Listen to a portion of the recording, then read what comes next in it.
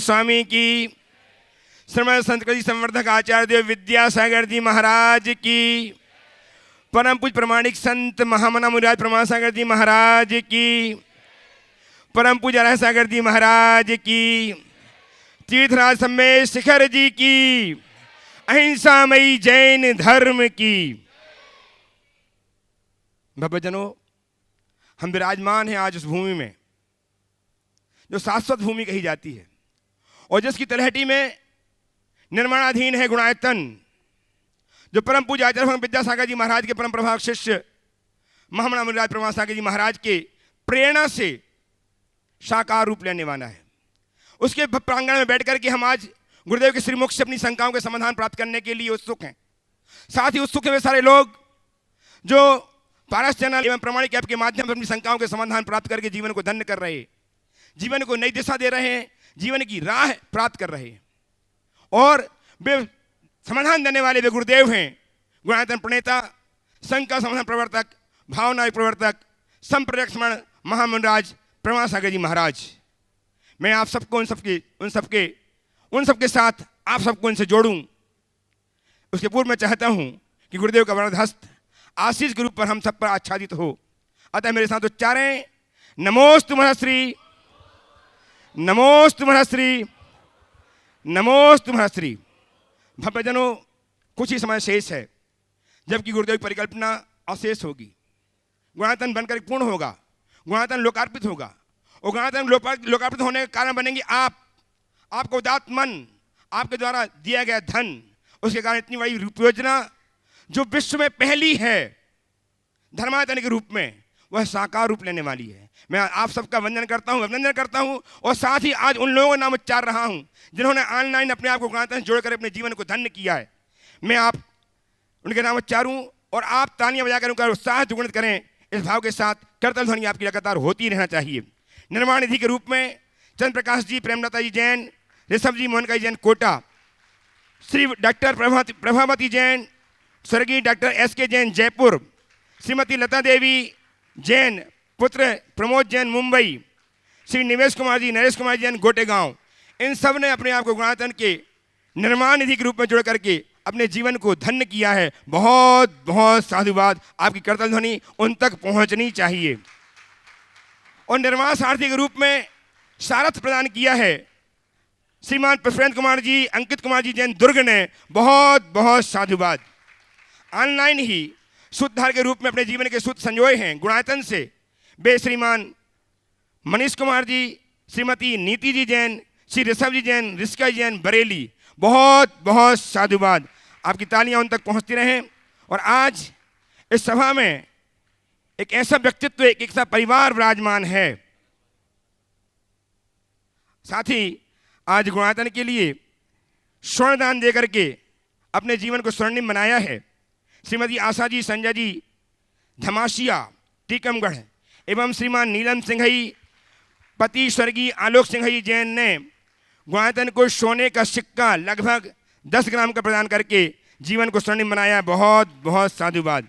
साथ ही बरेली उत्तर प्रदेश से कुसुम Jain, wife of स्वर्गीय विमल जैन, पुत्र सुनील जैन ने एक सोने की अंगूठी प्रदान करके जो अच्छी खासी वजन की है, अर्पित की है। बहुत बहुत साधुवाद। गुणायतन में आज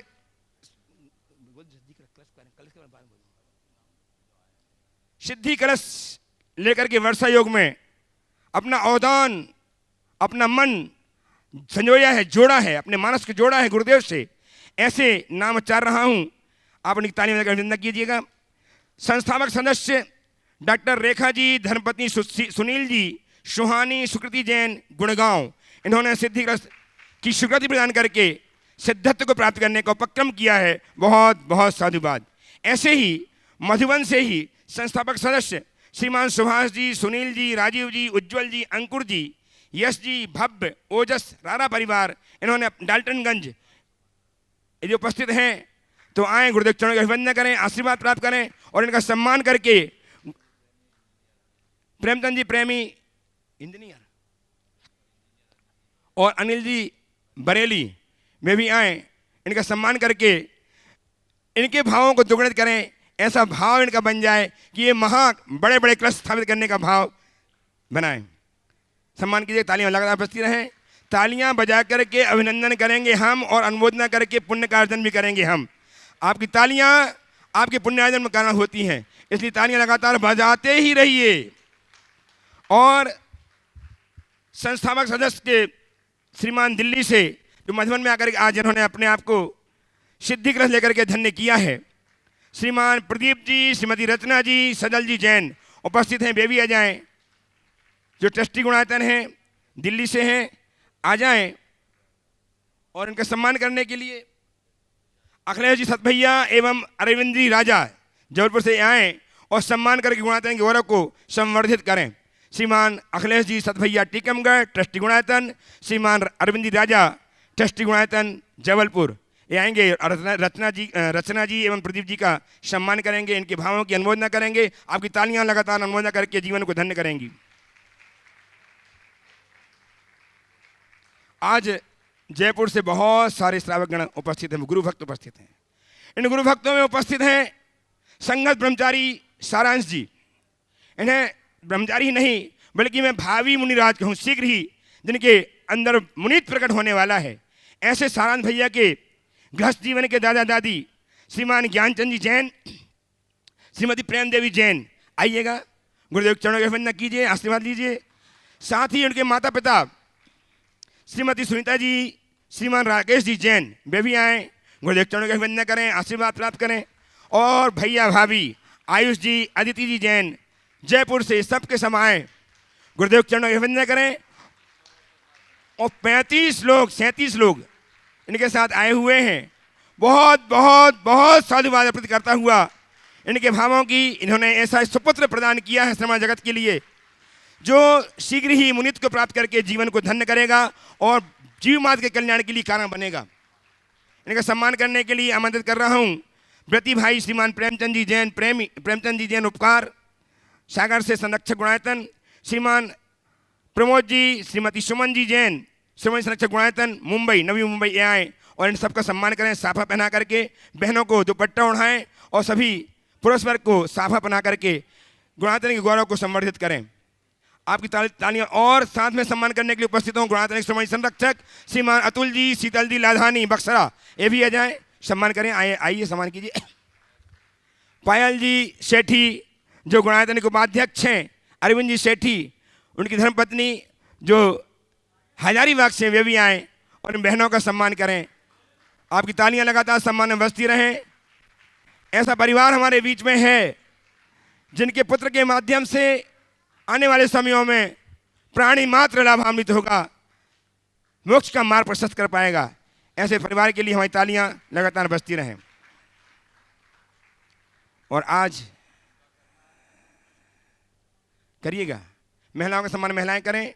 शीतल जी, पायल जी सम्मान कीजिए, दुपट्टा उठाइए, माथे में तिलक लगाइए, साफा बांधिए। आयुष जी को साफा बांध, आइए आयुष जी आइए, साफा लाओ, साफा बनाओ आयुष जी को।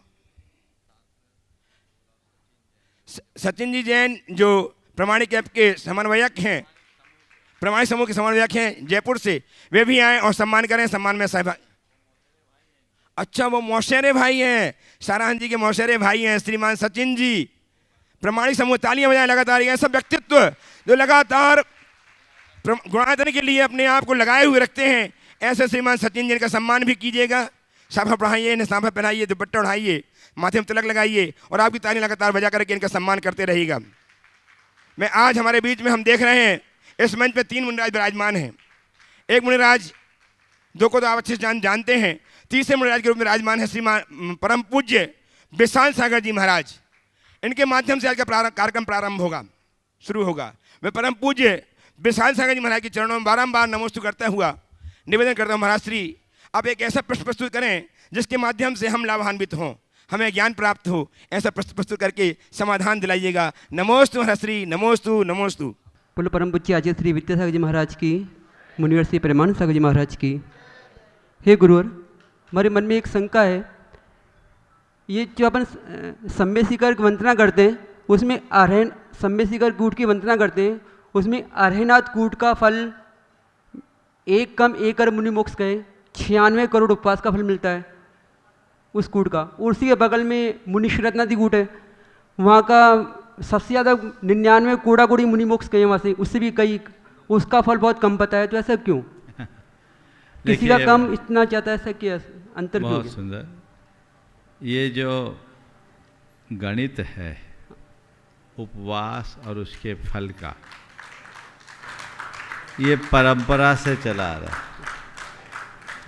किस टोक से कितने मुनि गए और उससे कितने उपवास का फल मिलता है, ये वहाँ से मोक्ष हो जाने वाले मुनियों की संख्या पर निर्भर नहीं, उस जगह की ऊर्जा पर निर्भर हो सकता है। और ये भी हमें परंपरा से ही प्राप्त है, इसका कोई प्राचीन आधार बहुत ज़्यादा देखने को नहीं मिलता। पर हम तो श्रद्धा भाव से ये करें कि यहाँ वंदना करने से उपवास का ही फल नहीं मिलता, मोक्ष भी मिल जाता है। इस भाव से ठीक है। नमस्ते महाराज जी। पुष्पा नमस्ते। लोग दे दो। हाँ, और अब एक क्वेश्चन, मतलब एक प्रश्न हो रहा है जरूर कि जरूर जो ये अंतराल है ना, ये जो भी संख्या आती है, इतनी मुनि कोड़ा कोड़ी, इतने करोड़, इतने लाख, तो ये आदिनाथ से महावीर तक की है, ये एक तीर्थंकर के शासन काल की है? एक तीर्थंकर के शासन काल में नहीं, ऋषभ देव से महावीर पर्यंत वर्तमान तीर्थ काल में, तीर्थ काल का है। नमस्ते महाराज। हाँ, दादा दादी ज्ञानचंद जी, जीसी जैन साहब और प्रेम देवी ये प्रश्न करेंगे अपना, और मम्मी पापा तैयार रहेंगे, राकेश जी, सुनीता जी, साथ ही भाई आयुष जी, अदिति जी तैयार रहेंगे, और तैयार रहेंगे सचिन जी। चलिए सभी प्रश्न करने के बारंबार नमस्कार करता हूँ। नमस्ते। मैं आपसे एक प्रश्न करना चाहता हूँ, वो ये कि आपके मन में गुणायतन के बारे में कब आया और कैसे आया? इसके बारे में आपने ये भी सोचा होगा कि इसमें लागत कितनी होगी। मैं एक छोटा सा रिटायर्ड आदमी हूँ और अपनी तरफ से 15,001 रुपया अब इस गुणायतन के लिए प्रदान करता हूँ। बहुत अच्छा।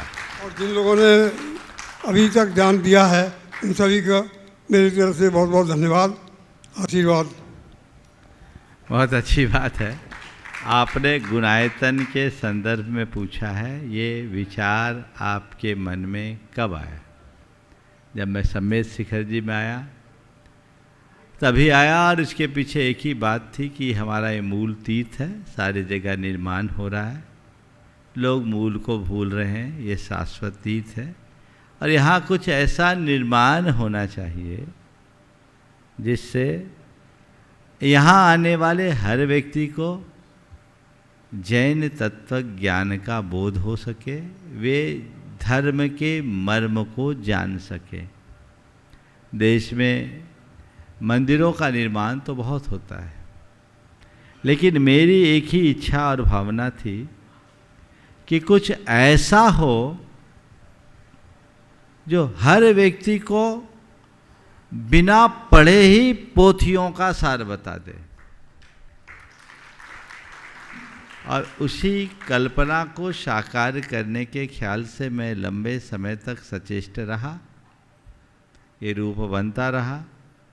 आपने पूछा आपने इसकी लागत की सोची, मैंने कभी नहीं सोचा। आज भी मुझे नहीं मालूम इसमें कितना लगना है और कितना लग गया। मैं तो इतना ही जानता हूँ, लोग लगाते जा रहे हैं और यहाँ लगता जा रहा है।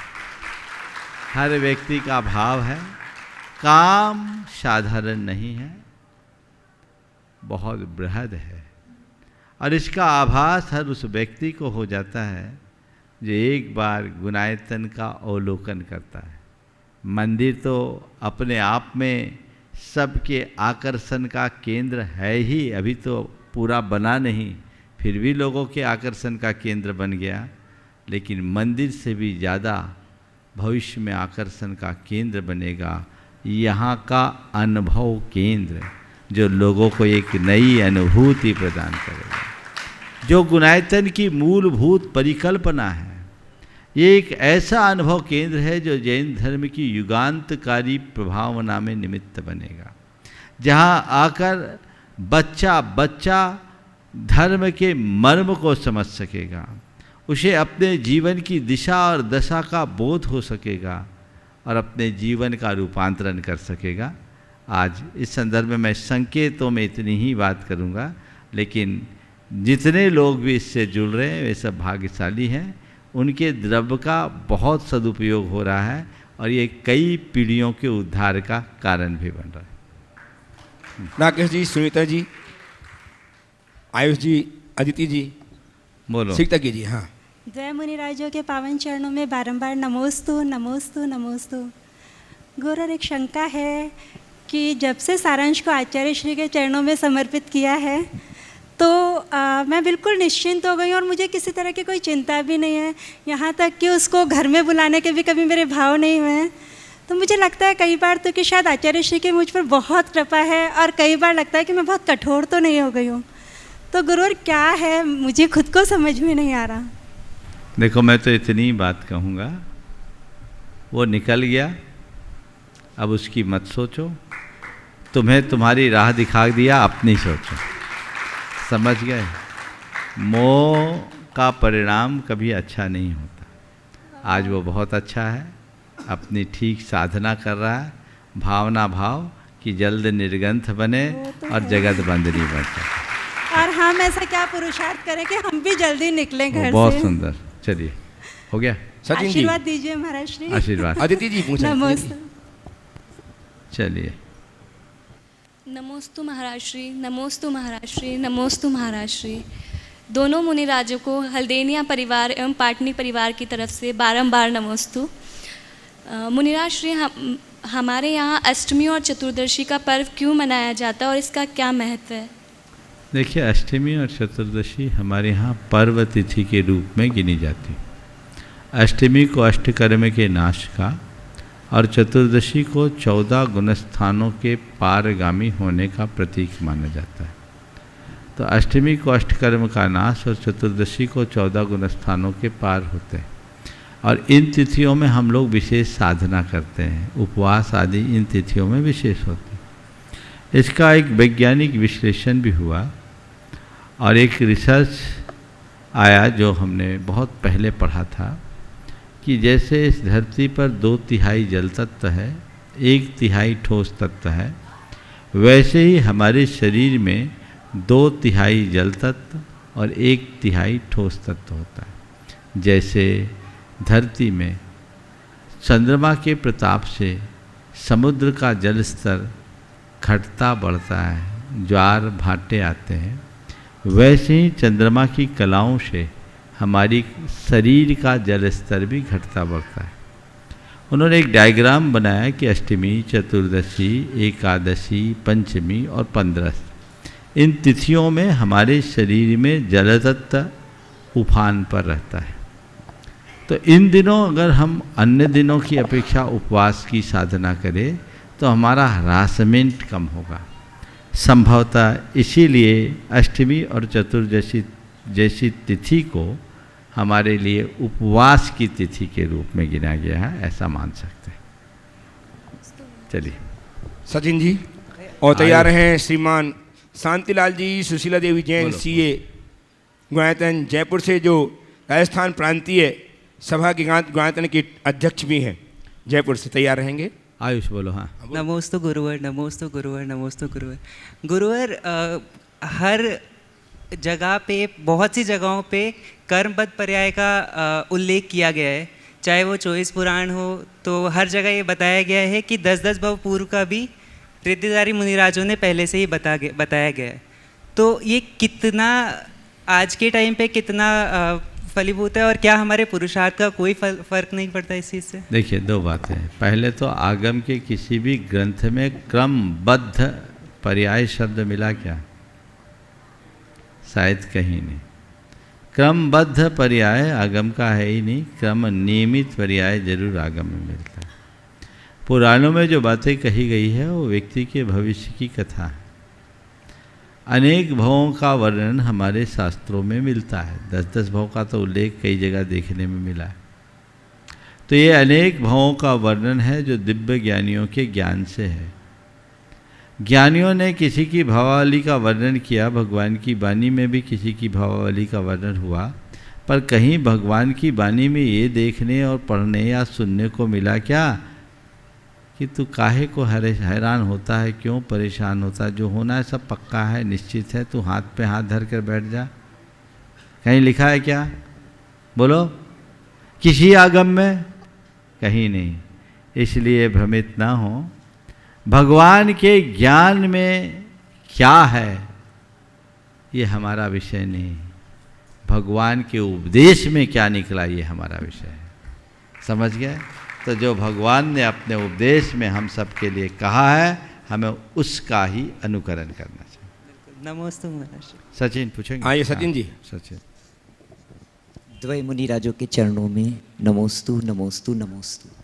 मुनिश्री, प्राय जो भी यंग पेरेंट्स हैं वो अपने बच्चों में संस्कार देने के लिए हमेशा ललायित रहते हैं। नवजात बच्चा होता है तो मम्मी पूरा ध्यान देती है, तो उनको ये जो समय रहता है जब तक स्कूल का बर्डन चालू नहीं हो, 3-4 साल 5 साल का, और वो बहुत अच्छे से चाहती हैं कि अपने बच्चों को पूरा संस्कार दें, तो हम उनको कैसे अपने ग्रुप में जोड़ें या उनको कैसे मार्गदर्शन करें या क्या पुस्तक उपलब्ध कराएं ताकि ये संस्कार की जो सिस्टम है ये चलता रहे? देखिए, सबसे पहले तो मैं सचिन के माध्यम से पूरे के पूरे प्रमाणिक समूह के सभी सदस्यों का आशीर्वाद देता हूँ। विगत कई वर्षों से प्रमाणिक समूह बहुत अच्छा काम कर रहा है और संस्कारों की अलख जगाने में बहुत अच्छी भूमिका निभा रहा है, इसलिए मैं सबको आशीर्वाद देता हूँ। आपने जो सवाल किया कि हम संस्कार जगाए और बनाए रखने के लिए परिवारों को कैसे जोड़ें, देखिए ये बहुत अच्छी बात है कि आज की नई पीढ़ी संस्कारों और क्या अपने बच्चों के लालन पालन के प्रति जागरूक है, बल्कि कुछ ज़्यादा जागरूक है। आज के नई पीढ़ी की अपनी संतानों के प्रति इतनी जागरूकता हो गई, वो इस तरह से केयर करते जैसे उनके सास ससुर ने कभी बच्चा पैदा ही नहीं किया हो। वो ऐसा आता है जैसे इन्हीं ने किया हो। इसमें कभी कभी कुछ अतिरिक्त भी हो जाता है, उस पर ध्यान रखना चाहिए। संस्कारों की अगर आप ज्योति को जलाना चाहते हैं तो सबसे पहले बच्चों के भावनात्मक स्वास्थ्य पर ध्यान देना चाहिए, और भावनात्मक स्वास्थ्य का विकास होता है परिवार में, समुदाय में, समूह में। अब आज बच्चों को दादा दादी की गोद दुर्लभ हो गई। परिवार में दूसरे बच्चों के साथ किलकारियाँ करने के समय हाथ से खिसक गए। अब माँ बाप से थोड़ा बहुत समय मिल जाए तो बहुत है, नहीं तो दिन भर खेल खिलौने और आजकल तो सब डिजिटल गैजेट्स के माध्यम से ही अपना समय बिताने लगे हैं। तो वो संस्कार जैसा होना चाहिए वैसा नहीं होता।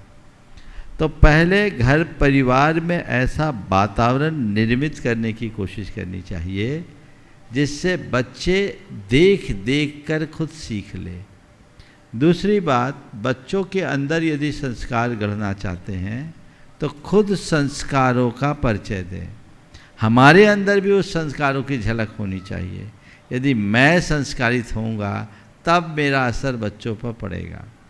कैसा होना चाहिए? तुम्हारे प्रमाणिक समूह से जुड़ा एक कपल है, दंपति है जो सिंगापुर में, उन्होंने मुझे बताया उनने अपने बच्चों के संस्कारों को सुरक्षित रखने के लिए खुद एक नियम बना लिया कि ऑफिस से बाहर इंटरनेट का प्रयोग ही नहीं करेंगे।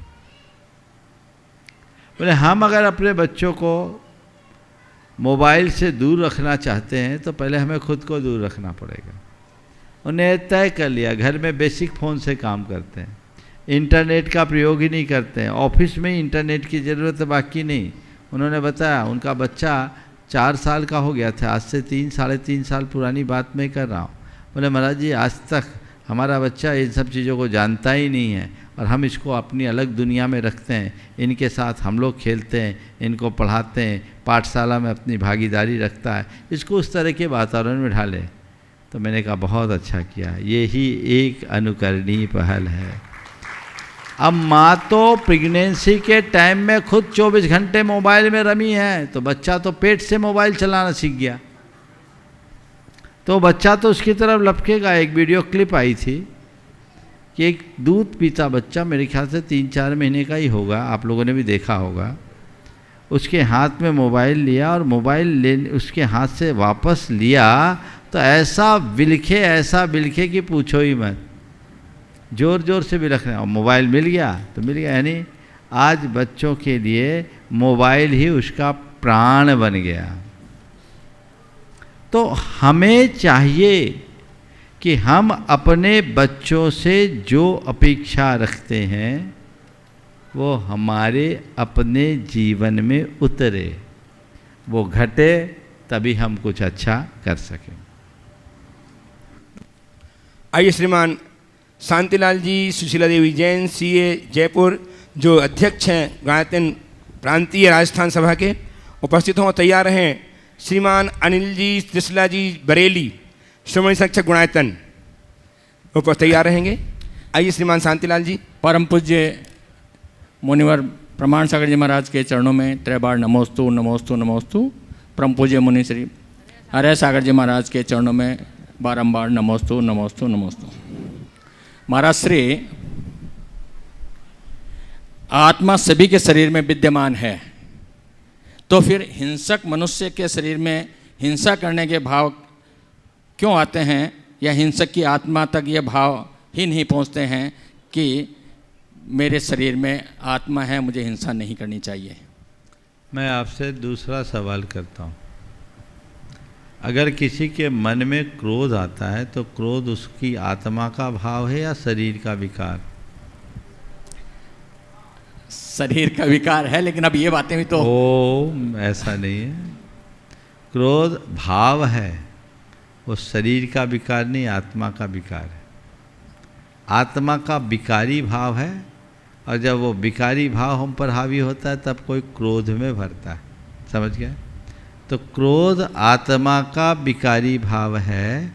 जिस समय हमारे मन में क्रोध आता है हम क्रोध रूप परिणत हो जाते हैं, तो विकार है।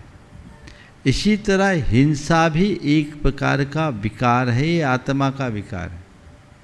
और जिस आत्मा में ये विकार जितनी प्रबलता से हावी होते हैं उसके जीवन में उतनी हिंसा, क्रूरता या अन्य प्रकार के विकार उभरते हैं।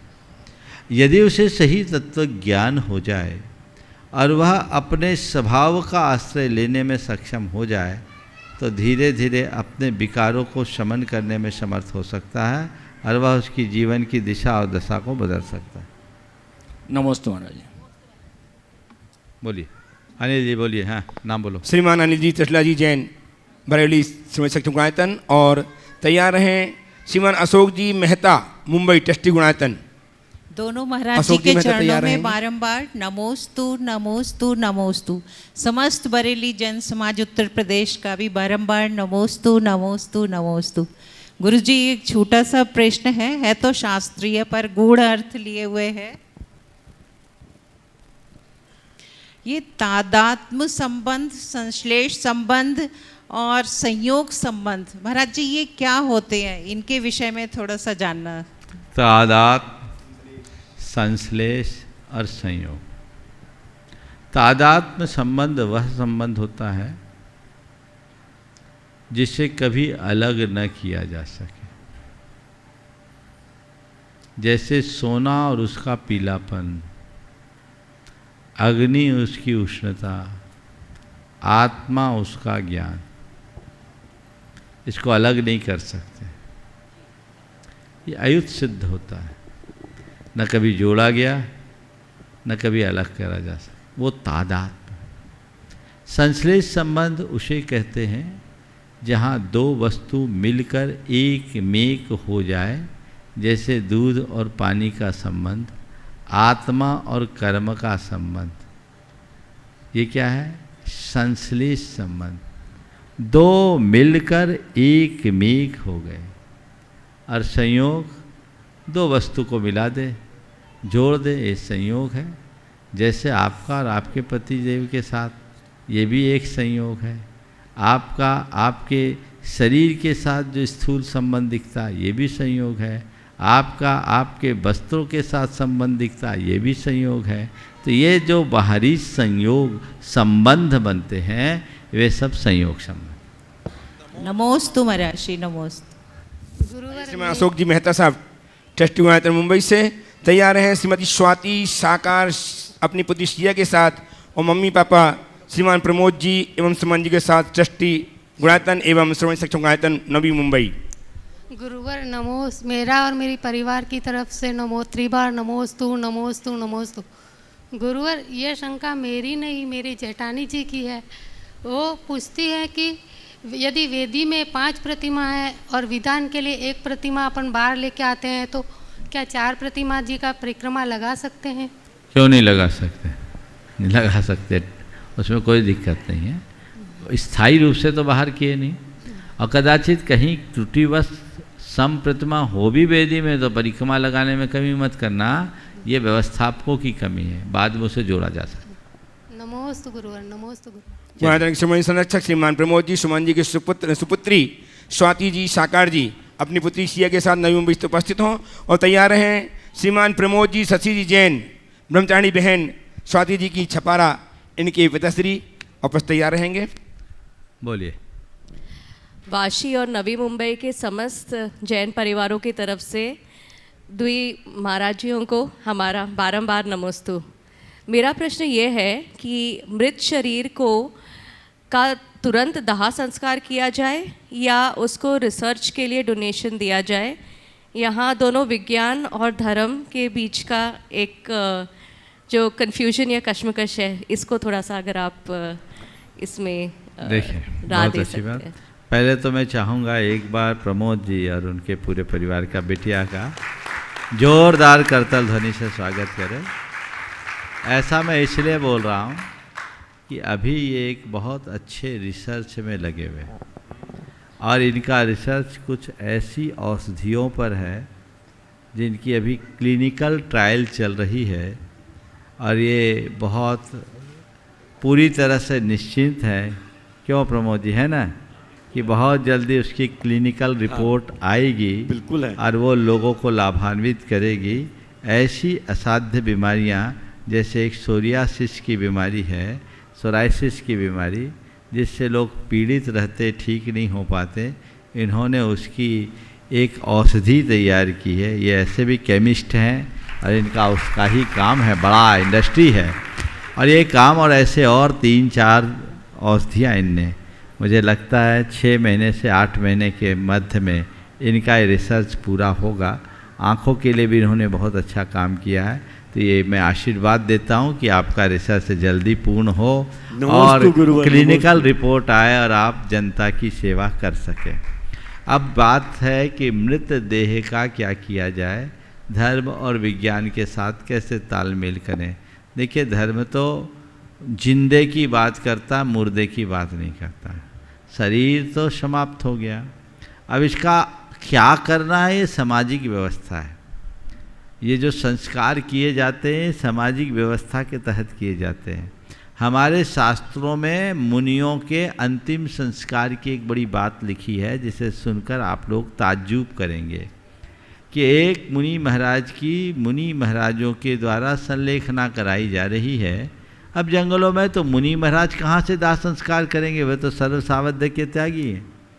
तो उनके लिए कहा गया कि उनकी मृत काय को कहीं छोड़ दो जंगल में, और उसके बाद निमित्त ज्ञान के आधार पर ये परीक्षण करने की बात की गई कि देखो उसे किस जानवर ने खींचकर पंजा लगाकर किस दिशा में खींचा है, कहाँ तक घसीटा है, उसके आधार पर उसका पूर्वानुमान लगाया जाता, अनुमान लगाया जाता है निमित्त ज्ञान से कि इस जीव की कैसी गति हुई।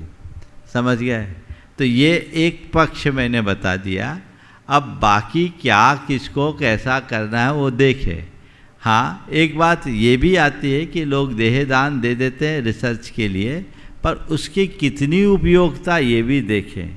अगर रिसर्च के लिए उपयोगिता है तो मैं इसके लिए न विधान करूँगा न मैं निषेध करूँगा, लेकिन अगर उपयोगिता नहीं है तो इस पर लोगों को विचार करना चाहिए। धन्यवाद। उपस्थित हों प्रति बहन स्वाति दीदी जो प्रतिस्थल जयपुर में अपनी सेवाएं दे रही हैं अपनी मम्मी पापा के साथ, श्रीमान प्रमोद जी शशि जी के साथ छपारा से, और तैयार हैं श्रीमान अखिलेश जी जैन सतभैया टीकमगढ़।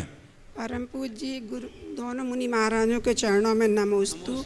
छपारा जैन समाज की तरफ से भी नमोस्तु महाराज जी, नमोस्तु नमोस्तु। मेरा प्रश्न है कि पुरुषार्थ बलवान है या भाग्य पर बलवान है या समय बलवान, इनमें किसकी मुख्यता है? इस विषय में अनेक बार प्रकाश डाला है, सब अपनी अपनी जगह प्रधान है ना। तीनों स्वाति दीदी तुम्हें करना है प्रश्न? हाँ, अपने स्थान खड़े हो जाओ, खड़े हो जाओ। हाँ, ऐसे बैठे बैठे बोल दो, बैठे बैठे। महाराज श्री जी के चरणों में ट्रस्टी गुणायतन है दीदी, और तैयार रहेंगे श्रीमान अखिलेश जी जैन सतभैया ट्रस्टी गुणायतन की ओर से नमोस्तु नमोस्तु नमोस्तु। महाराज जी, मेरी शंका है कि अगर जीवन में कोई विपरीत परिस्थिति आती है तो उस समय अपने आप को संयमित किस प्रकार रखें? कल ही या परसों ही मैंने इस पर काफ़ी प्रकाश डाला है, शायद कल ही ये सवाल है। हाँ, कल आया था, आप उसे विस्तार से सुन लें। 4 बातें मैंने कही है और मैं समझता हूँ उसके सार से दिशा मिलेगी। नमस्ते। उपस्थित हो श्रीमान अखिलेश जैन सतभैया ट्रस्टी गुणायतन। तैयार हैं सुश्री कृति जैन, सकल सुपुत्री अरविंद जी जैन, जयपुर ट्रस्टी गुणायतन से गुरुवर के चरणों में तरबार नमोस्तु नमोस्तु। गुरुवर समक्त सागर मुनिराज का चतुर्मास हो रहा है, उन्होंने आपसे नमोस्तु नमोस्तु नमोस्तु बोला है। यह आज का प्रश्न हमारा नहीं है, यह जय भैया निशांत का है कि कोई लड़की अगर विजायती विवाह कर लेती है और फिर उसका तलाक हो जाता है तो उसे जो है क्या बोलते उसे, सूतक किस परिवार का लगेगा? देखिए, विधि विधान के विरुद्ध काम करने वाले का तो जीवन भर सूतक समझना चाहिए। अब बात का क्या बोलूँ मैं, अब तो न इधर के रहे न उधर के रहे, इन्हीं सब बातों को सोचना चाहिए। क्या करे, मैं आपको बताऊं, एक लड़की सबकी बात को नज़रअंदाज करके एक रजक बेटे से शादी कर ली और विवाह के बाद 6 महीना नहीं हुआ, दुर्घटनावश पति मर गया। अब वो उसकी ऐसी दशा हो गई कि ससुराल में लोग कहे कि ये अब सगुनी है, हमारे पति को लील ली, और इधर की भी नहीं उधर की भी नहीं। अब क्या करें, बड़ी समस्याएं होती हैं। इसलिए मैं हमेशा कहता हूँ विवाह के संदर्भ में बहुत गंभीर रखना चाहिए, और एक बात अपने गांठ में बांधना चाहिए, विवाह 2 व्यक्तियों तक सीमित नहीं है, विवाह 2 परिवारों के मध्य होता है। तो दोनों परिवारों के बीच इन चीज़ों को समझ करके ही काम करना चाहिए। सुश्री कृति उपस्थित हों, उसके पूर्व कुछ विशेष सूचनाओं के साथ जो हर्षित करने वाली हैं, मैं आपको सूचना दे रहा हूं। आने वाले माह अगस्त में 13, 14, 15 अगस्त को बृहद भव्य भावना योग का आयोजन गुणायतन परिसर में है। गुणायतन परिसर में आने वाले 13, 14, 15 अगस्त को परम पूज्य गुरुदेव के सानिध्य में भव्य भावना योग का आयोजन है। इसकी पंजीयन राशि मात्र 1100 रुपये है।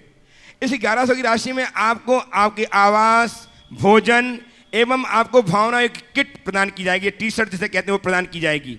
जिन्हें भी इस अवसर का लाभ लेना है तुरंत अपने नाम पंजीयन करवा लें शीघ्रता के साथ। 10 तारीख के पहले जो नाम आ जाएंगे उन्हें ही प्रवेश दिया जाएगा, उसके बाद कोई चांस नहीं होगी। 10 अगस्त के पहले 10 अगस्त तो बहुत देर है, आज कितनी तारीख है?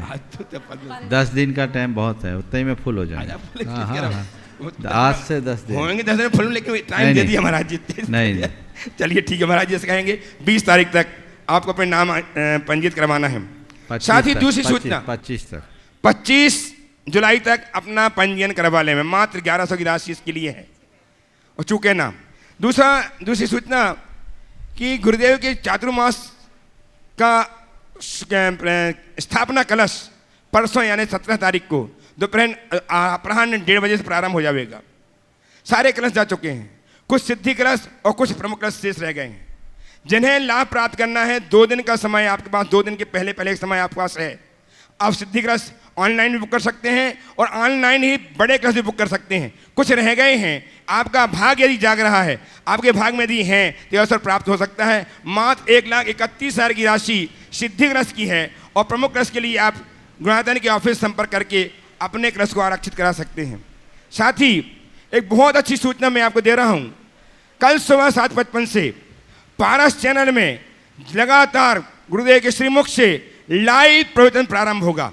7:55 से सांधारा और 8:10 से गुरुदेव के प्रवचन लाइव पारस चैनल में प्रसारित किए जाएंगे। देखना ना भूलें, सुनकर के जीवन को धन्य करें, जीवन को मोक्ष मार्ग का मार्ग प्रशस्त करें। इन बातों को ध्यान रखते हुए आप सबको अपने अपने इन कार्यों में जुट जाना है। उपस्थित हों सुश्री सती जी अपने पापा अरविंद जी एवं सुनीता जी के साथ ट्रस्टी गुणायतन, और तैयार रहें श्रीमती पायल जी सेठी, श्रीमती सरिता जी सेठी हजारीबाग। दुई मुनिराजों के चरणों में मेरा बारंबार नमोस्तु नमोस्तु नमोस्तु। गुरुवर, हम लोग गैजेट्स में कुछ भी डिलीट करते हैं तो वो बहुत जल्दी डिलीट हो जाता है, बट डाउनलोड होने में बहुत समय लगता है। उसी प्रकार हमारे पाप कर्म क्यों नहीं डिलीट हो जाते और पुण्य धीरे धीरे ही सही पर डाउनलोड क्यों नहीं हो जाते? डाउनलोडिंग में टाइम लगता है, डिलीट तुरंत कर लिया जाता है। आपने पूछा है, हम ऐसे ही टेक्निक अपनाएं कि अपने पाप को बहुत जल्दी डिलीट कर दें और पुण्य को डाउनलोड कर सकें। मुझे ज़्यादा नहीं मालूम, पर मैं इतनी बात जानना चाहता हूँ, एक साथ कितनी चीज़ों को डाउनलोड किया जाता है? एक टाइम पे एक। क्यों भाई? टेक्नोलॉजी वाले एक साथ एक ही ना, अनेक चीज़ें मल्टीपल डाउनलोड्स हो सकते हैं, वो बहुत स्लो होते हैं। एक टाइम पे एक करो तो जल्दी होता है। मैं जैसा पूछ रहा हूँ, वाईफाई अच्छा होगा तो। अब भाई मैं नहीं जानता इसलिए पूछ रहा हूँ, क्या बोल रहे हो? एक साथ बहुत सारी चीज़ों को डाउनलोड किया जा सकता है। जिस समय डाउनलोड करते हैं उस समय डिलीट करने की भी प्रोसेस चलती रहती है। हाँ। एक साथ चलती है। अब मैं आपके उत्तर, मैं जानकारी लूँ तब तो उत्तर दूँ। ये तो तुम लोगों का अभ्यास है, मुझे इसका पता नहीं, इसलिए मैंने बात की। अब आपने कहा कि चीज़ें डिलीट इजीली हो जाती है, डाउनलोड करने में वक्त लगता है। हमारे जीवन के साथ ऐसा कैसे हो कि हम अपने पापों को डिलीट कर लें और पुण्य को डाउनलोड कर लें? तो मैं तो इतनी बात आपसे पूछना चाहता हूँ कि ये बताओ, किसी के सिस्टम में खूब सारा वायरस लगा हो तो क्या होता है? मल्टीपल कॉपीज बन जाती हैं। क्या हो गया? क्या होता है? बोलो, टेक्नोलॉजी वाले बताओ। हाँ, सिस्टम प्रॉपर वर्क नहीं करता, सिस्टम के 12 बज जाते हैं। बिल्कुल। हाँ, तो तुम्हारे हृदय में विकारों का इतना वायरस भरा है, 12 बजे है। समझ में आ गया ना? क्यों, सही है? एक बार जोर से तो बजाओ। एक नॉन टेक्निकल व्यक्ति आपको टेक्नोलॉजी का ज्ञान दे रहा है ना? तो ये क्या है? इतने विकारों के वायरस अंदर हैं, तो ये क्या होगा? तो ये वायरस को हटाने के लिए एंटीवायरस यूज करो, यही करते हैं ना? वो एंटीवायरस क्या है? तत्व ज्ञान एंटीवायरस का काम करेगा। और जब तुम तत्व ज्ञान को अपने भीतर उतार लोगे तो तुम्हारे अंदर के सिस्टम, अंदर का सिस्टम बहुत अच्छा होगा। और फिर उसमें चाहो तो एक ऐसी व्यवस्था कर लोगे कि वही डाउनलोड होगा जिसे तुम चाहोगे। अनपेक्षित डाउनलोड होगा ही नहीं, केवल पुण्य की डाउनलोडिंग होगी, पाप रुक जाएगा। और पाप को फिर धड़ाधड़ डिलीट करने में समर्थ हो जाओगे। और जो इस कदर अपने पापों को पूरी तरह डिलीट करते हैं वे ही परमात्मा बन पाते हैं। तो रास्ता यही है तो ये जो वायरस है इससे बचिए, और एंटीवायरस की फैसिलिटी आपको मुफ्त में मिल सकती है बशर्ते आप अपने सिस्टम में उस एप्लीकेशन को डाउनलोड कर लें। उपस्थित हों अरविंद पायल जी सेठी एवं श्रीमती सरिता जी सेठी हजारीबाग से। एक पूछेंगे। एक पूछेंगे। और तैयार रहेंगे श्रीमान शैलेश जी आदिनाथ, जिनके नेतृत्व में जबलपुर से लगभग 60 सुश्रावक आए हुए हैं। अपना प्रश्न प्रस्तुत करेंगे श्रीमान शैलेश जी आदिनाथ जैन जबलपुर। नमोस्तु महाराज श्री, नमोस्तु महाराज श्री। महाराज श्री, इस दुनिया में सभी लोग जानते हैं कि एक न एक दिन तो सभी को मरना है, और कब मरना है वो कोई नहीं जानते, इसीलिए ऐसा जीते हैं कि परमानेंट रहना है।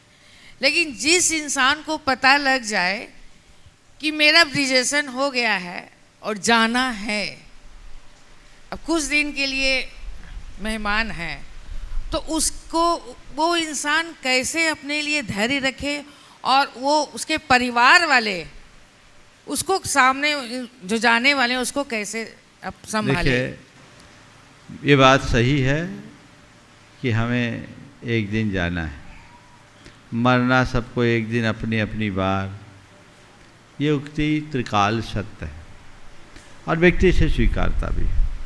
पर प्रायः लोग अपनी मृत्यु को झुठलाना चाहते हैं, मरेंगे पर अभी नहीं, क्योंकि जीवसा इतनी प्रबल होती है कि मृत्यु के नाम से ही रूह कांपने लगती है। पर जिस व्यक्ति को लग रहा है कि मैं बिल्कुल मौत के मुंह में हूँ, कभी भी मेरी मृत्यु हो सकती है, यदि वह तत्वज्ञानी है तो अपने ज्ञान के बल पर बहुत सहज शांत रह सकता है।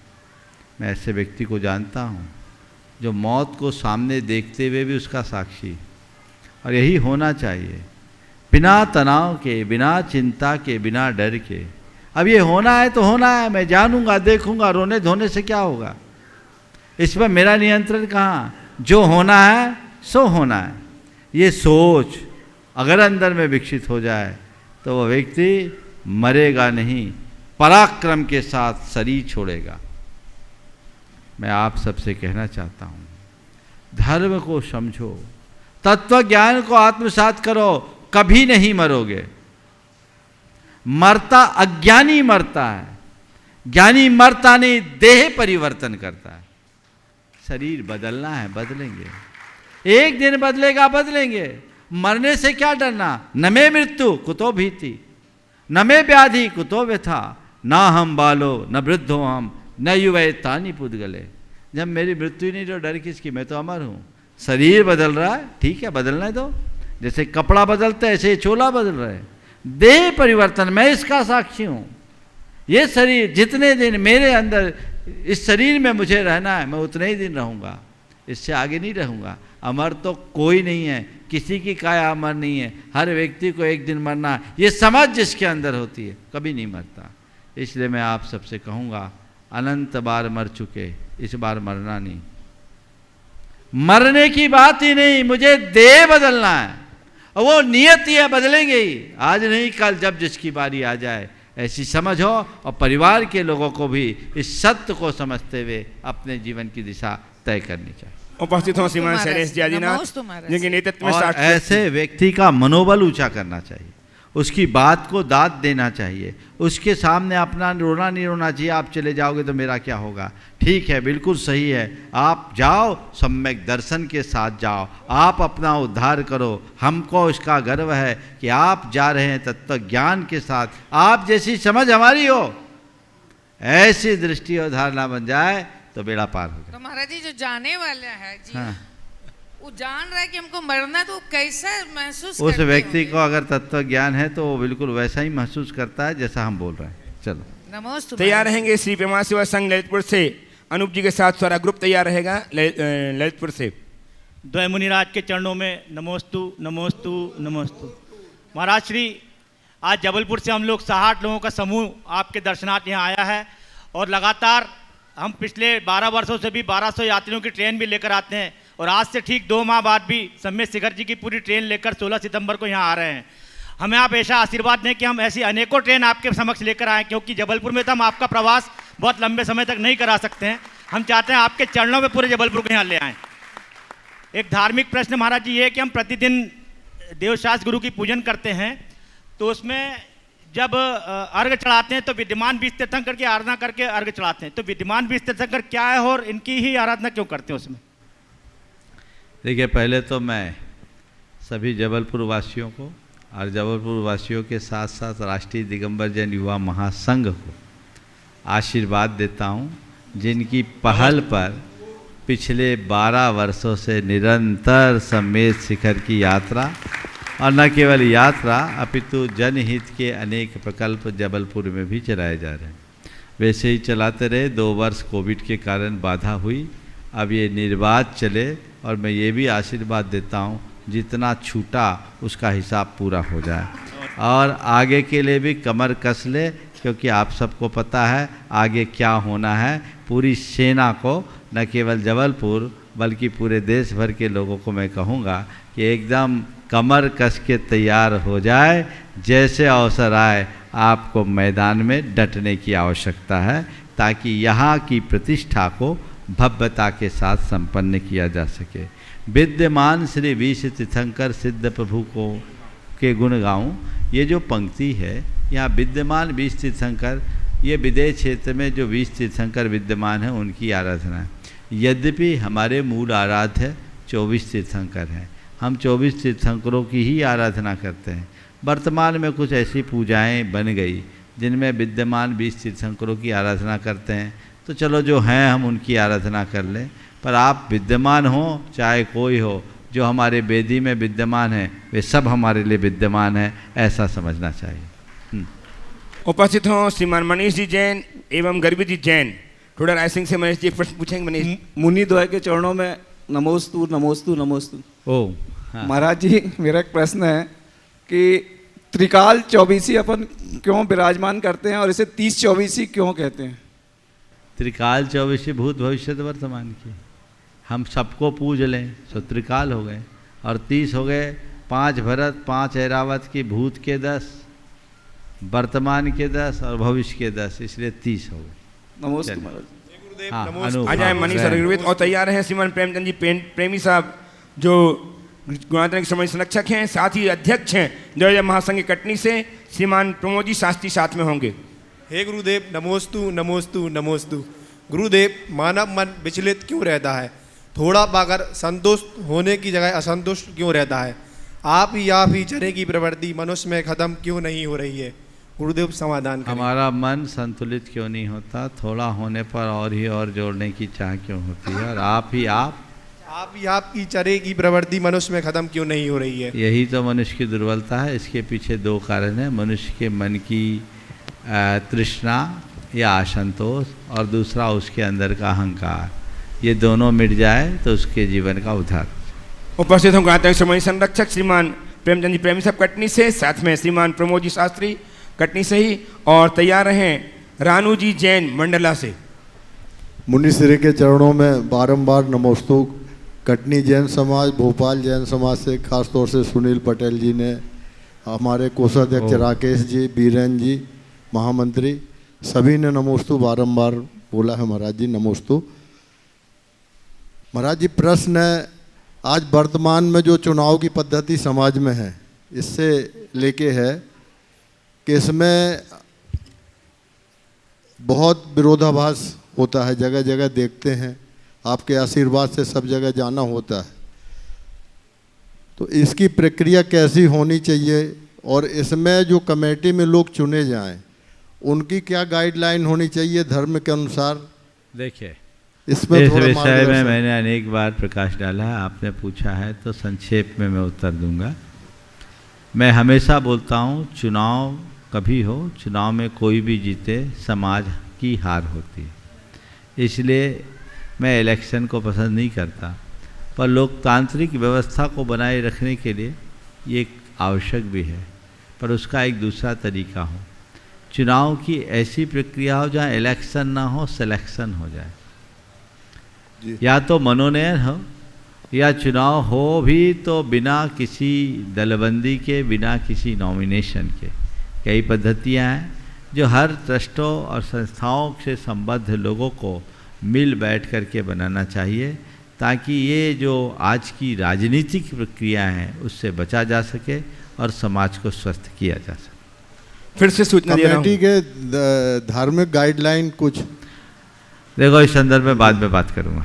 चलिए ध्यान रखें। अभी जैसा आपको बताया गया कि आगामी 13, 14, 15 अगस्त को भावना योग का यहाँ शिविर है, तो भावना योग का भव्य शिविर यहाँ लगने जा रहा है। और एक लंबे अंतराल के बाद जो लोग अपने तन को स्वस्थ, मन को मस्त और चेतना को प्रशस्त बनाना चाहते हैं, सम्मेद शिखर जी का ये पहला शिविर है, वो उससे लाभान्वित हो और ऐसे लाभान्वित हो जिससे अपने जीवन की दिशा दशा को बदला जा सके। ये सूचनाएं लोगों तक है, मुझे पता है यहाँ घोषणा होने के बाद लाइन लगती है। जल्दी आप उसे पूरा करें ताकि इस पहले शिविर को अच्छे तरीके से संपन्न किया जा सके और आप सब उससे लाभान्वित भी हो सके। बोलिए। 8-10 से कल गुरुदेव के मंगल प्रवचन प्रारंभ होंगे इसी हॉल में, परस चैनल से प्रसारित होंगे, लाइव प्रसारित होंगे। इस बात का ध्यान रखते हुए आप कल यहाँ समय पर पहुँचें। चलिए।